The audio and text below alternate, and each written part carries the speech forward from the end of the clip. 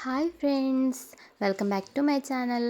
ಇವತ್ತಿನ ವಿಡಿಯೋದಲ್ಲಿ ಮಕ್ಕಳಿಗಿರುವ ಒಂದು ಸಿಂಪಲ್ ಆಗಿರುವ ಫ್ರಾಕ್ನ ಕಟ್ಟಿಂಗ್ ಮತ್ತು ಸ್ಟಿಚಿಂಗ್ ತೋರಿಸ್ಕೊಡ್ತಾ ಇದ್ದೀನಿ.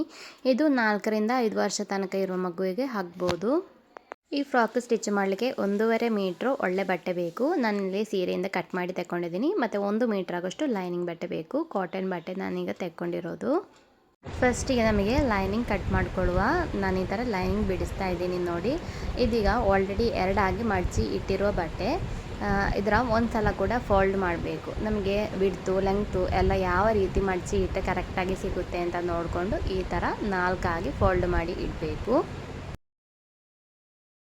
ಇನ್ನು ಲೈನಿಂಗ್ನ ಲೆಂಗ್ತ್ ಮಾರ್ಕ್ ಮಾಡಿಕೊಳ್ಳುವ. ನಮಗೆ ಫ್ರಾಕಿಗೆ ಎಷ್ಟು ಲೆಂಗ್ತ್ ಬೇಕು ಅದಕ್ಕಿಂತ 2-3 ಇಂಚು ಕಡಿಮೆ ಲೈನಿಂಗ್ ಲೆಂಗ್ತ್ ತಗೊಂಡ್ರೆ ಸಾಕು. ನಾನೀಗ 23 ಇಂಚು ಲೈನಿಂಗಿಗೆ ಲೆಂಗ್ತ್ ತಗೊಳ್ತಾ ಇದ್ದೀನಿ. ಈ ಥರ ಮಾರ್ಕ್ ಮಾಡ್ತಾ ಇದ್ದೀನಿ ನೋಡಿ. ನಂತರ ನಮಗಿಲ್ಲಿ ವಿಡ್ತ್ ಕರೆಕ್ಟಾಗಿ ಸಿಗುತ್ತೆ ಅಂತ ನೋಡಬೇಕು. ಈ ಥರ ಮಡಚಿ ಇಡುವಾಗ 13 ಇಂಚು ವಿಡ್ತ್ ಸಿಗ್ತಾ ಇದೆ. ನಮಗೆ ಅಷ್ಟೆಲ್ಲ ಬೇಕು ಅಂತ ಇಲ್ಲ. ಮತ್ತು ಇನ್ನು ನೆಕ್ ವಿಡ್ತ್ ಮಾರ್ಕ್ ಮಾಡಿಕೊಳ್ಳುವ. 2 ಇಂಚು ನಾನೀಗ ನೆಕ್ ವಿಡ್ತ್ ಮಾರ್ಕ್ ಮಾಡ್ತಾ ಇದ್ದೀನಿ. ನೆಕ್ ಲೆಂಗ್ತ್ 3.5 ಇಂಚು ಮಾರ್ಕ್ ಮಾಡ್ತಾ ಇದ್ದೀನಿ. ಈ ಥರ ನೆಕ್ ರೌಂಡ್ ಆಗಿ ಮಾರ್ಕ್ ಮಾಡ್ಕೊಳ್ಬೇಕು. ನಿಮಗೆ ಬೇರೆ ಯಾವುದಾದ್ರೂ ನೆಕ್ ಡಿಸೈನ್ ಬೇಕಿದ್ದರೆ ಮಾಡ್ಬೋದು. ಇನ್ನು ಶೋಲ್ಡರ್ ಮಾರ್ಕ್ ಮಾಡಿಕೊಳ್ಳುವ. 3 ಇಂಚು ನಾನೀಗ ಶಾಲ್ಟ್ ಮಾರ್ಕ್ ಮಾಡ್ತಾ ಇದ್ದೀನಿ. ಅದಾದ ಮೇಲೆ ಆರ್ಮೋಲ್ ಮಾರ್ಕ್ ಮಾಡ್ಕೊಳ್ಬೇಕು. 4.5 ಇಂಚು ಆರ್ಮೋಲ್ ಈ ಥರ ಮಾರ್ಕ್ ಮಾಡಿಕೊಂಡು ಇಲ್ಲಿಂದ 1 ಇಂಚು ಮಾರ್ಕ್ ಮಾಡಿಕೊಂಡು ಈ ಥರ ರೌಂಡ್ ಆಗಿ ಮಾರ್ಕ್ ಮಾಡ್ಕೊಳ್ಳಿ. ಇನ್ನು ಚೆಸ್ಟ್ ವಿಡ್ತ್ ಮಾರ್ಕ್ ಮಾಡ್ಕೊಳ್ಬೇಕು. 6 ಇಂಚು ಚೆಸ್ಟ್ ವಿಡ್ತ್ ಪ್ಲಸ್ 1.5 ಇಂಚು ಹೊಲಿಗೆ ಅಂಶ ಮಾರ್ಕ್ ಮಾಡ್ತಾ ಇದ್ದೀನಿ.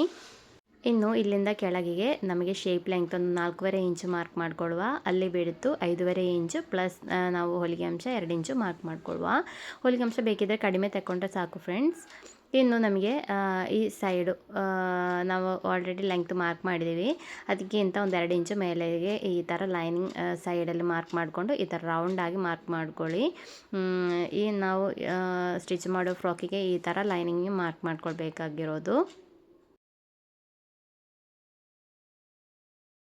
ಈ ಥರ ಮಾರ್ಕ್ ಮಾಡಿ ಆದ ಮೇಲೆ ಇದನ್ನು ಕಟ್ ಮಾಡಿಕೊಳ್ಳುವ.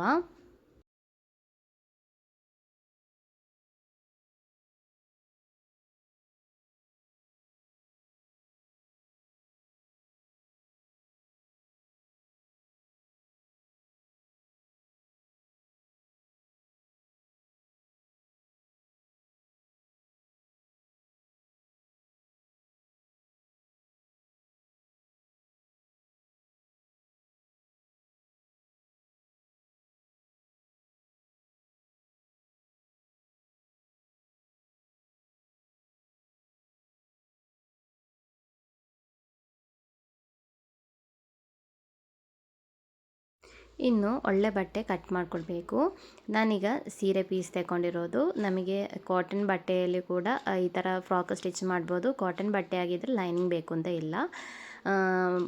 ಇದೀಗ ಪಾಲಿಸ್ಟರ್ ಬಟ್ಟೆ ನಾನು ತಗೊಂಡಿರೋದು. ಈ ಥರ ಆಲ್ರೆಡಿ ನಾನು ಫೋಲ್ಡ್ ಮಾಡಿ ಇಟ್ಟಿದ್ದೀನಿ. ಮತ್ತು ನಮಗೆ ಒಂದು ಸಲ ಕೂಡ ಫೋಲ್ಡ್ ಮಾಡಬೇಕು. ಟೋಟಲ್ 4 ಆಗಿ ಫೋಲ್ಡ್ ಮಾಡಿ ಇಡಬೇಕು. ನಮಗೆ ವಿಡ್ತು ಲೆಂಗ್ತ್ ಎಲ್ಲ ಕರೆಕ್ಟಾಗಿ ಸಿಗೋ ರೀತಿಯಲ್ಲಿ ನೋಡಿಕೊಂಡು ಫೋಲ್ಡ್ ಮಾಡಿ ಇಡಬೇಕು.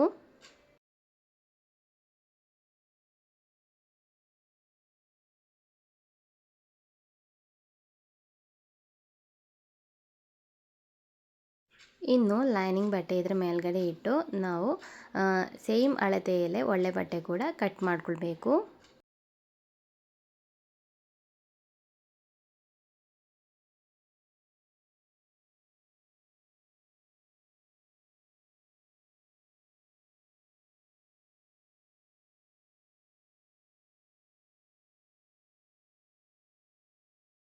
ನಾನೀಗ ಒಳ್ಳೆ ಬಟ್ಟೆಯಲ್ಲಿ ನೆಕ್ ಕಟ್ ಮಾಡೋದಿಲ್ಲ. ಸ್ಟಿಚ್ ಮಾಡುವಾಗ ನಮಗೆ ಕಟ್ ಮಾಡಿಕೊಳ್ಳುವ.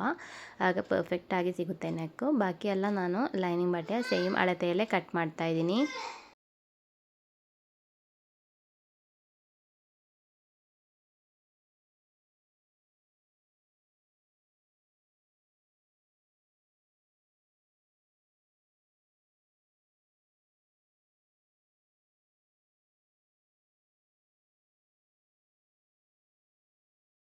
ಇಲ್ಲಿ 22.5 ಇಂಚು ಲೆಂಗ್ತ್ ಸಿಗ್ತಾ ಇದೆ. ನಮಗೆ ಇಲ್ಲಿ ಅರ್ಧ ಇಂಚು ಕೆಳಗಿನ ಸೈಡು ಹೊಲಿಗೆ ಅಂಶ ಹೋಗುತ್ತೆ, ಅರ್ಧ ಇಂಚು ಮೇಲೆ ಸೈಡು ಹೋಗುತ್ತೆ. ನನಗೀಗ ಫ್ರಾಕಿನ ಲೆಂಗ್ತು ಒಂದು 5 ಇಂಚು ಜಾಸ್ತಿ ಬೇಕು. 26 ಇಂಚು ಫ್ರಿಲ್ಸ್ ಇಡಲಿಕ್ಕೆ ಫ್ರಿಲ್ಸು ಕೂಡ ಆ್ಯಡ್ ಮಾಡಿ 26 ಇಂಚು ಬೇಕು. ಅದಕ್ಕೆ ಬೇಕಾಗಿ ಫ್ರಿಲ್ಸಿಗೆ ಬೇಕಾಗಿ ನಾನು ಈ ಥರ ಬಟ್ಟೆ ಕಟ್ ಮಾಡಿದ್ದೀನಿ. ನನ್ನ ಹತ್ರ ಉಳಿದಿರೋ ಬಟ್ಟೆ ಇದೆ, ಬೇರೆ ಯಾವುದಾದ್ರೂ ಕಲರ್ ಅಥವಾ ಬೇರೆ ಡಿಸೈನ್ ಇರೋದಾದರೆ ನಮಗೆ ಆ ಥರ ತೆಗಿಬೋದು. ಇದು 6 ಇಂಚು ಬರ್ತಾಯಿದೆ ಫ್ರೆಂಡ್ಸ್. ಇನ್ನು ಇದು ಫ್ರಿಲ್ಸ್ ಇಡಲಿಕ್ಕೆ ಬೇಕಾಗಿರೋ ಬಟ್ಟೆ ಲೆಂಗ್ತ್ 6 ಇಂಚು. ಇದರಲ್ಲಿ ವಿಡ್ತು ನಮಗೆ ಎಷ್ಟು ಸಿಗುತ್ತೆ ಅಂತ ನೋಡಬೇಕು. ನಾವೀಗ ಕಟ್ ಮಾಡಿರೋದರಲ್ಲಿ ಎಷ್ಟು ಬಿಡ್ತಿದೆ ಅಂತ ನೋಡಿಕೊಂಡು ನಮಗೆ ಅಷ್ಟು ಬಿಡ್ತಲ್ಲಿ ಫ್ರಿಲ್ಸ್ ಇಡಲಿಕ್ಕೆ ಇರೋ ಬಟ್ಟೆ ಕಟ್ ಮಾಡ್ಕೊಳ್ಬೇಕು.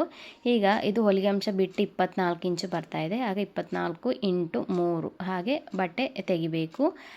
ಹಾಗಾದರೆ ನಮಗೆ ತುಂಬ ಫ್ರಿಲ್ಸ್ ಸಿಗುತ್ತೆ ಕೆಳಗಿನ ಸೈಡಿಗೆ.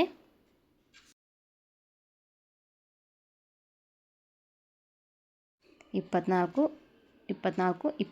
ಆ ಥರ 3 ಸರ್ತಿಯಾಗಿ ತೆಗೀರಿ. ಫ್ರಿಲ್ಸ್ ತುಂಬ ಇಟ್ಟರೆ ಫ್ರಾಕ್ ಚೆನ್ನಾಗಿರುತ್ತೆ ಅಷ್ಟೇ.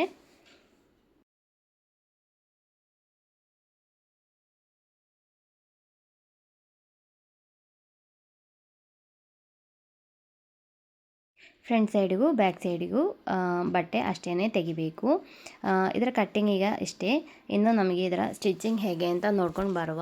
ಫಸ್ಟಿಗೆ ನಾನೀಗ ಫ್ರಂಟ್ ಸೈಡ್ ಸ್ಟಿಚ್ ಮಾಡ್ತಾಯಿದ್ದೀನಿ. ಫ್ರಂಟ್ ಪೀಸಿಗೆ ಲೈನಿಂಗ್ ಪೀಸ್ ಈ ಥರ ಇಟ್ಟು ಹೊರ ಸೈಡ್ ಇಟ್ಟು 1/2 ಇಂಚು ಬಿಟ್ಟು ನೆಕ್ ಸ್ಟಿಚ್ ಮಾಡ್ಕೊಳ್ಬೇಕು.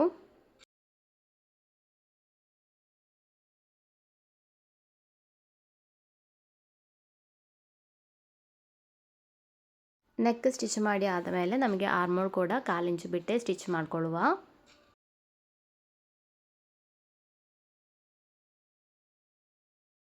ಇನ್ನು ಈ ಥರ ಎಕ್ಸ್ಟ್ರಾ ಇರೋ ಬಟ್ಟೆಯನ್ನೆಲ್ಲ ಕಟ್ ಮಾಡ್ಕೊಳ್ಬೇಕು. ಆರ್ಮೋಲ್ ಇದು ನೆಕ್ ಇದೆಲ್ಲ ಕಟ್ ಮಾಡಿಕೊಂಡು ಈ ಥರ ಚಿಕ್ಕ ಚಿಕ್ಕ ಕಟ್ಟಿಂಗ್ ಕೊಡಿ. ಕಟ್ ಮಾಡುವಾಗ ಸ್ಟಿಚ್ ಕಟ್ ಆಗಬಾರ್ದು. ಈ ಥರ ಕಟ್ಟಿಂಗ್ ಕೊಟ್ಟಾದ ಮೇಲೆ ಲೈನಿಂಗ್ ಬಟ್ಟೆಯನ್ನು ಒಳ ಸೈಡಿಗೆ ಮಗುಚಿ ಹಾಕ್ಕೊಳ್ಳಿ.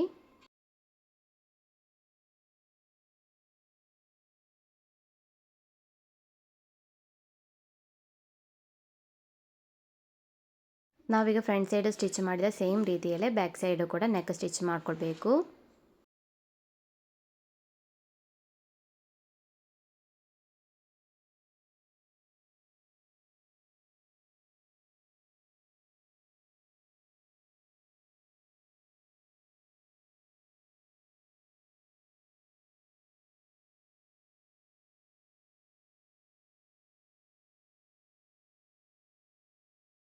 ಇನ್ನು ಶೋಲ್ಡರ್ ಜಾಯಿಂಟ್ ಮಾಡ್ಕೊಳ್ಳುವ. ಅದಕ್ಕೆ ಬೇಕಾಗಿ ಫ್ರಂಟ್ ಪೀಸನ್ನು ಈ ಥರ ತೆಕ್ಕೊಳ್ಳಿ.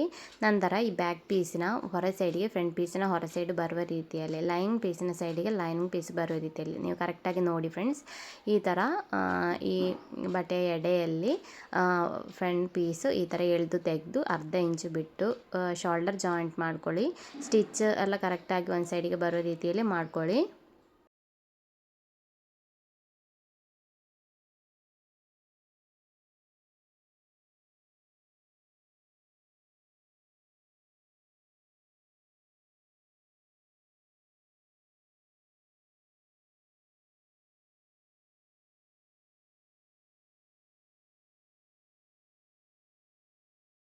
ಈ ಥರ ಬಿಡಿಸಿದ ನಂತರ ನಮಗೆ ನೆಕ್ಕಿಗೆ ಆರ್ಮೋಳಿಗೆಲ್ಲ ಬೇಕಿದ್ದರೆ 1/4 ಇಂಚು ಬಿಟ್ಟು ಸ್ಟಿಚ್ ಮಾಡ್ಬೋದು. ಅಲ್ಲದಿದ್ದರೆ ನಮಗೆ ಸ್ಟಿಚ್ ಏನು ಬೇಡ ಅಂತ ಇದ್ದರೆ ಒಮ್ಮೆ ಅಯರ್ನ್ ಮಾಡಿದರೂ ಅದು ಪರ್ಫೆಕ್ಟಾಗಿ ನಿಲ್ಲುತ್ತೆ.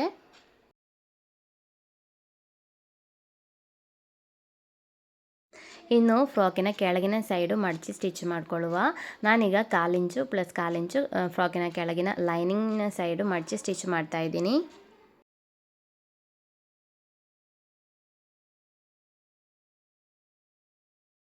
ಫ್ರಿಲ್ಸ್ ಇಡಲಿಕ್ಕಿರುವ ಬಟ್ಟೆಯನ್ನು ಸ್ಟಿಚ್ ಮಾಡ್ಕೊಳ್ಳುವ.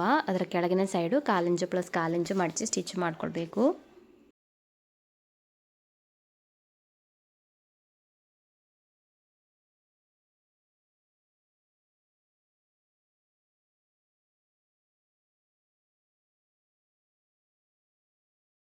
ಇನ್ನು ಇದನ್ನು ಫ್ರಾಕಿಗೆ ಅಟ್ಯಾಚ್ ಮಾಡಿಕೊಳ್ಳುವ. ಈ ಥರ ಹೊರ ಸೈಡ್ ಇಡಬೇಕು. ನಂತರ ಫಸ್ಟಿಗೆ 1 ಇಂಚ್ ಆಗುವಷ್ಟು ಫ್ರಿಲ್ಸ್ ಇಡದೆ ಸ್ಟಿಚ್ ಮಾಡ್ಕೊಳ್ಳಿ. ಬಾಕಿ ಇರೋದು ನಮಗೆ ಎಷ್ಟು ಅಗಲದಲ್ಲಿ ಫ್ರಿಲ್ಸ್ ಬೇಕು ಅಂತ ನೋಡಿಕೊಂಡು ಸ್ಟಿಚ್ ಮಾಡಿದರೆ ಆಯಿತು.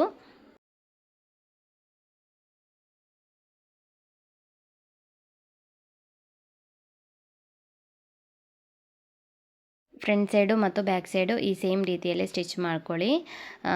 ಫ್ರಿಲ್ಸ್ ಕರೆಕ್ಟಾಗಿ ನಿಲ್ಲಲಿಕ್ಕೆ ಒಂದು ಸ್ಟಿಚ್ ಕೂಡ ಈ ಥರ ಹೊರ ಸೈಡಿಂದ ಹಾಕ್ಬೋದು, ಅಲ್ಲದಿದ್ದರೆ ಅಯರ್ನ್ ಕೂಡ ಮಾಡಿ ಕೊಡ್ಬೋದು.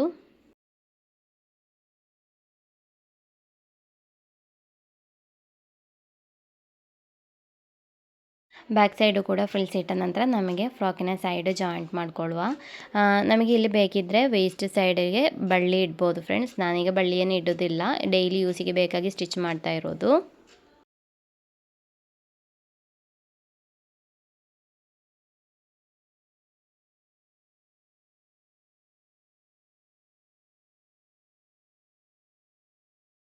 ಈ ಥರನೇ ಆಚೆ ಸೈಡು ಕೂಡ ಜಾಯಿಂಟ್ ಮಾಡ್ಕೊಳ್ಳಿ.